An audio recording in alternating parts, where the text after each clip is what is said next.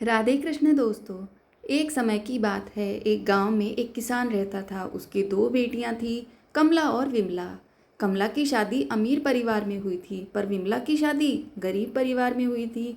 अमीर होने के कारण कमला घमंडी हो गई थी। उसने विमला को अपने घर काम पर रख लिया। विमला उसके घर का सारा काम करती और बदले में कमला उसे बचा हुआ खाना दे देती थी। विमला सीधी सादी थी, नियम धर्म से रहती थी। विमला गणेश भगवान का नित्य नियम भी निभाती थी। वह जो भी खाना लाती उसे पहले गणेश भगवान को भोग लगाती, उसके बाद ही वह खाती या अपने परिवार को देती थी। एक दिन कमला के घर में खाना नहीं बचा। विमला ने जंगल से कुछ आंवले तोड़े, उसे उबाल कर उसने पहले गणेश भगवान को भोग लगाया, फिर बचा हुआ खाकर सो गई।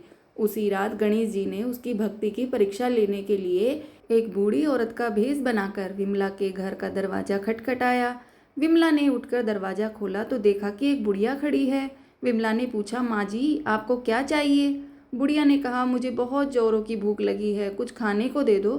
विमला ने कहा, माँ जी मैं बहुत गरीब हूँ, खाने को कुछ भी नहीं है, बस उबले हुए आंवले रखे हैं, आप खाएंगी? गणेश भगवान बुढ़िया माई के रूप में बोले, हाँ लाओ। तब विमला ने भोग में चढ़ाए हुए आंवले बुढ़िया माई को खाने के लिए दे दिए। खाने के बाद बुढ़िया माई घर जाने में असमर्थ दिखाई दी। तब विमला बोली, आप चिंता मत कीजिए, आज आप यहीं पर सो जाइए, कल सवेरे चले जाना। बुढ़िया माई खा पी कर वहीं सो गई। थोड़ी देर बाद बुढ़िया माई की नींद खुली। उन्होंने कहा, बेटी मेरा पेट खराब हो गया है।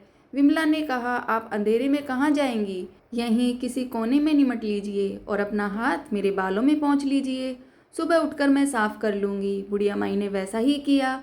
जब सुबह हुई तो बुढ़िया माई वहाँ नहीं थी। विमला को लगा शायद मैंने सपना देखा होगा। ऐसा सोचकर वह नहाने के लिए तालाब की ओर चली गई। जब वह नहाने लगी तो उसके बालों में से सोना झड़ने लगा। आसपास के लोग देखकर हैरान हो गए। अब विमला को रात की बात याद आई। वह दौड़ी दौड़ी घर आई। घर आकर उसने देखा कि घर के अंदर चारों ओर सोने के सिक्के बिखरे पड़े हैं। वह खुश होकर गणेश भगवान की जय जयकार लगाने लगी। उसने अपने बेटे को मौसी के घर से तराजू लाने के लिए भेजा। उसका बेटा मौसी के पास जाकर तराजू मांगने लगा। मौसी ने पूछा, तराजू का क्या करेगा? बच्चा भोला भाला था। उसने बताया, माँ सोने का सिक्का नापेगी। कमला ने कहा, घर में खाने को दाना नहीं और सोना नापने की बात कर रहा है। सच्चाई का पता लगाने के लिए उसने तराजू के नीचे लट्ठा लगा दिया। अब बच्चा तराजू लेकर चला गया। जब सोना नापने का काम खत्म हो गया तो तराजू मौसी को लौटाने आया। कमला ने तराजू को उलट पुलट कर देखा तो उसके पीछे एक सोने का सिक्का चिपका हुआ मिला। वह हैरान रह गई और उसे विश्वास हो गया कि विमला बहुत ही धनी हो गई है, इसलिए काम पर भी नहीं आ रही है।